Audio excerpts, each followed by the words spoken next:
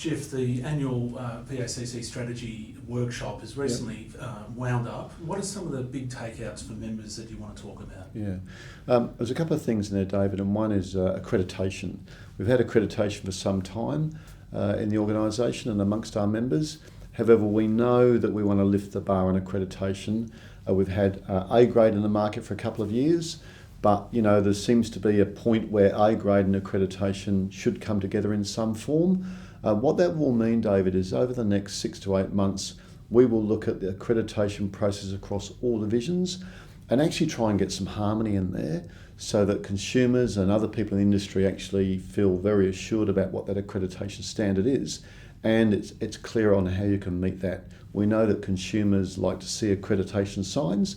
Our job is to make sure that they've got real strength underneath them and that we're continually reviewing them, and we will be doing that over the next year, but probably at least within the next 8 months.